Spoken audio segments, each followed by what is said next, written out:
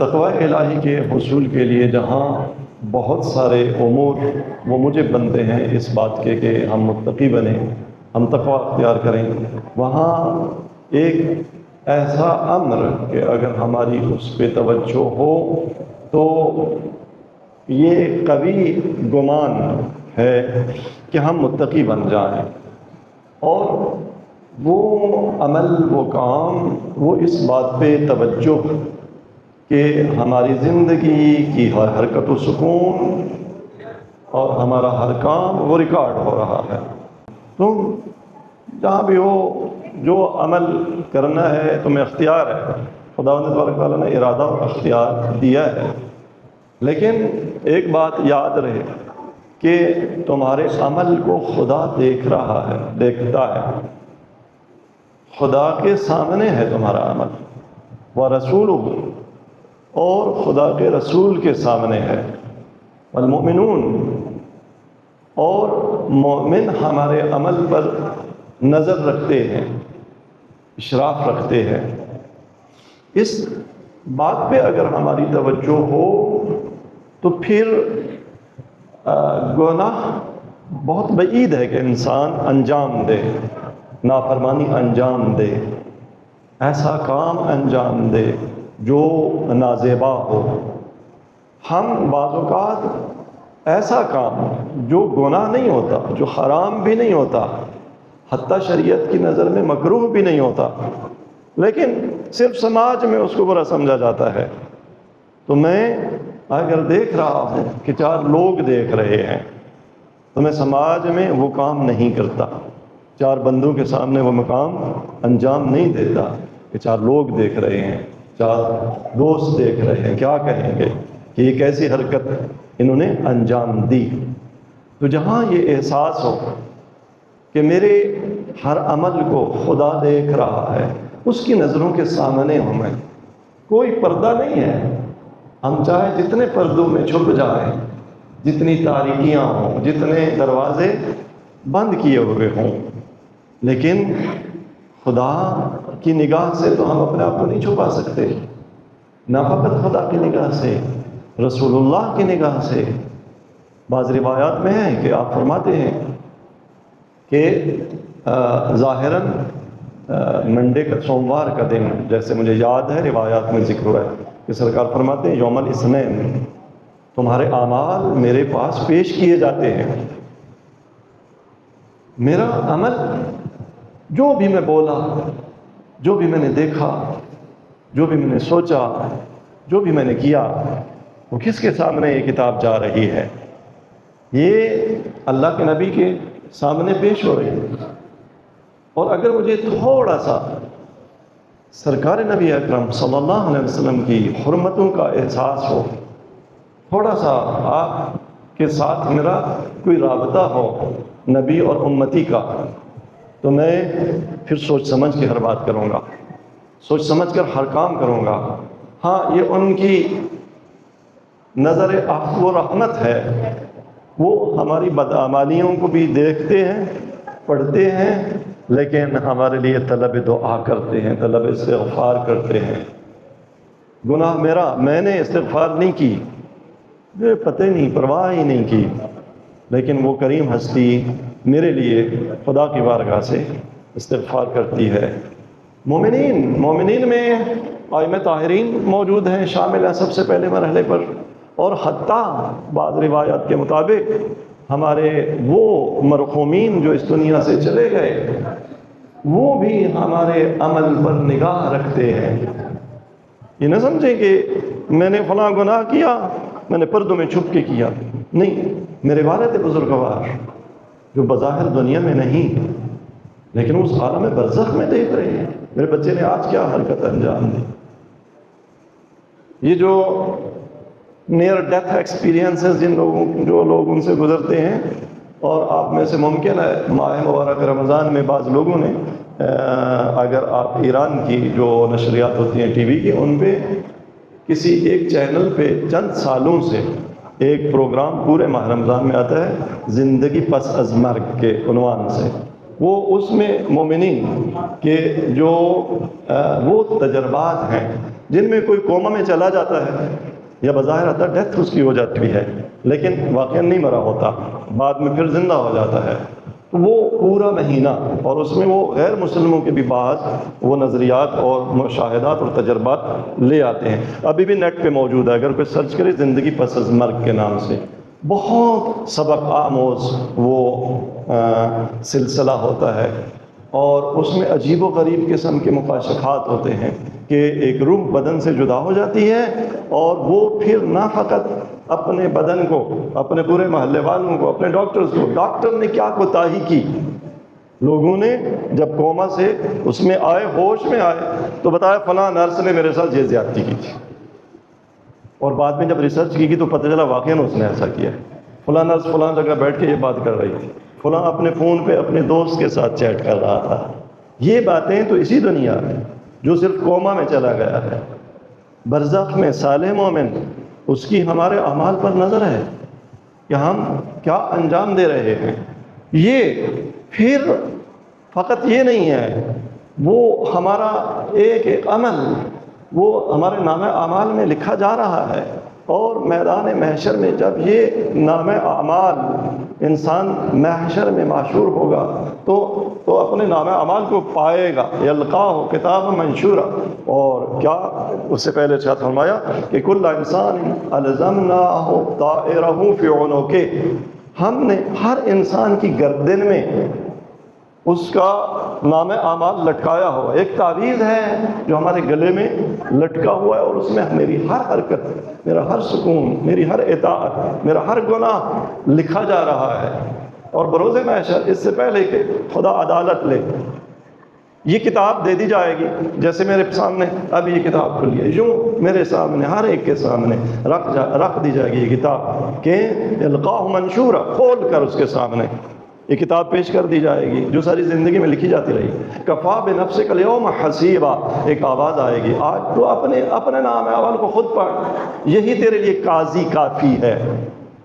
کوئی قاضی بٹھانے کی ضرورت نہیں ہے کہ وہ تیرا فیصلہ کرے،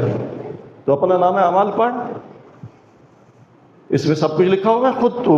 فیصلہ کرے گا، اور جب یہ کتاب تیرے بارے میں فیصلہ کرے گی تو جنتی ہے یا جہنمی ہے، تو کس ثواب کا مستحق ہے یا کس عقاب کا مستحق ہے۔ اور پھر انسان آہ بھر کے کہے گا کیسی کتاب ہے، لا یغادر صغیرۃ ولا کبیرہ، ایک آنکھ کا اشارہ بھی وہ بھی اس نے نہیں چھوڑا۔ یہ صرف وہ نہیں باتیں کہ جو زبان سے، اور پھر یہ بدن کے ہر عضو ہمارا ایک چپ ہے۔ اب ہماری ریکی کیسے ہو رہی ہے؟ ہم سمجھتے ہیں صرف ہمارے موبائل میں یا ہمارے شناختی کارڈ پر جو چپ لگا دی گئی ہے، ہاں نادرہ جب چاہے، اور ارباب بستوں کو شاد جب چاہیں کہ یہ شناختی کارڈ کس کی جیب میں ہے اور کہاں ہے وہ اس وقت، کس دکان پہ ہے، کس گلی پہ ہے، کس موڑ میں ہے۔ ابھی جو ایران میں شہادتیں اتنے بڑے بڑے کمانڈرز کی اور حزب اللہ کی کے فوجیوں کی، وہ جو پیجرز کا واقعہ پیش آیا بہت سارے، آج کل کیا ہے، ایک چپ اگر آپ کے ساتھ لگا دی گئی ہے،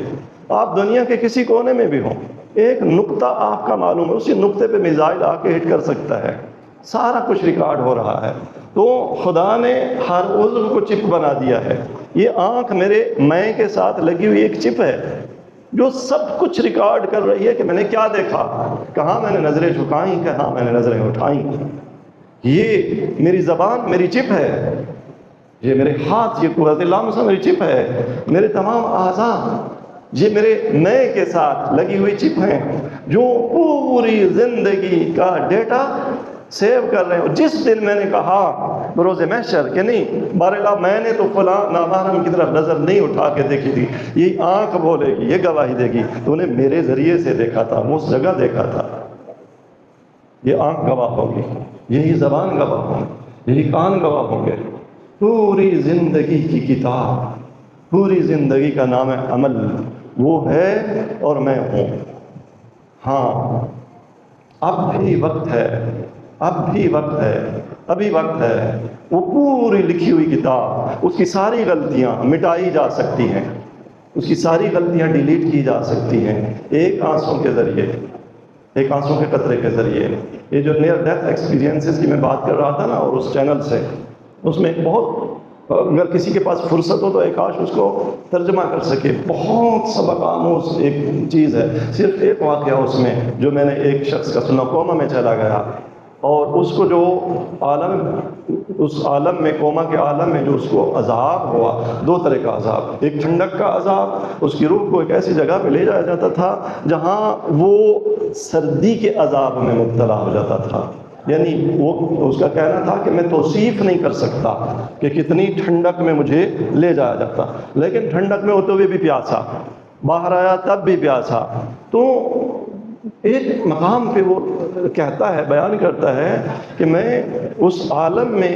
ایک مرتبہ جب بہت پیاسا تھا تو میں نے دیکھا کہ ایک لشکر آ رہا ہے. اس عالم مکاشفہ میں نے دیکھا کہ ایک لشکر آ رہا ہے اور ان کے پاس مشکیزیں ہیں، ان کے پاس پانی ہے،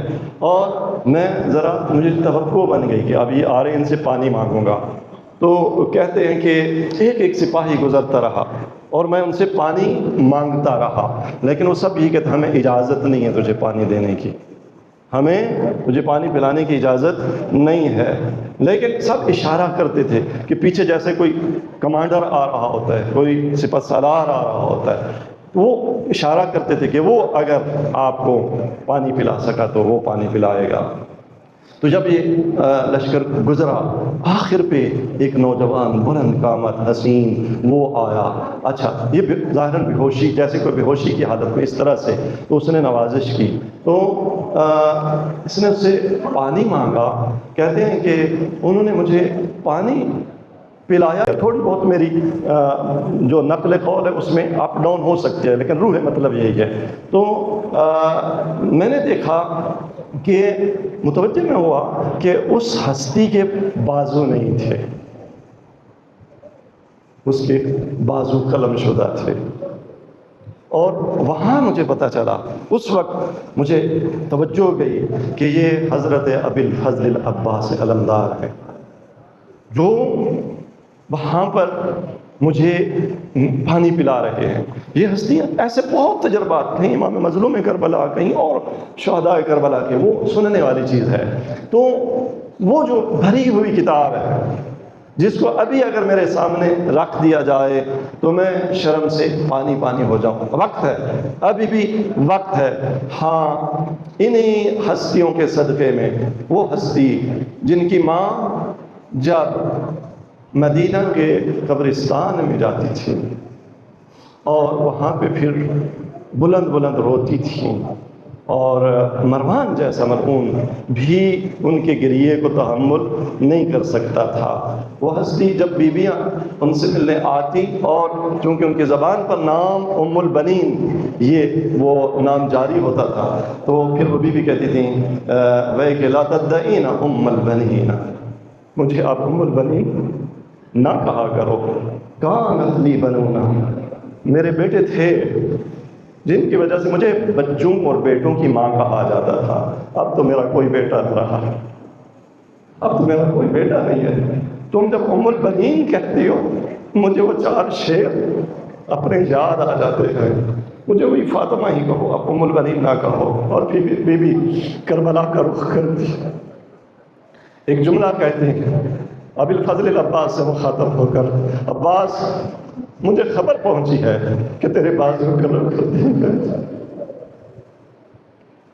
مجھے یہ بتایا گیا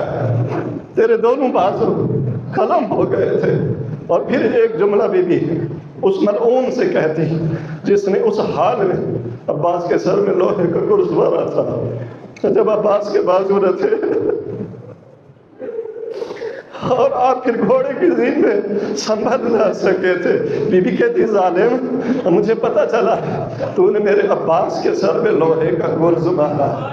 ہاں، میں تجھے بہادر تب مانتی میرے عباس کے بازو سلامت ہوتے، اور پھر تو لوہے کا گرز عباس کے سر میں مارا، پھر میں تجھے بہادر مانتی. یہ موسم ہے اس نام اعمال میں بدعمالیوں کو ڈیلیٹ کرنے کا ان آنسوؤں کے ذریعے، اور یہ عہد کرنے کا کہ آئندہ ہم گناہ نہ کریں.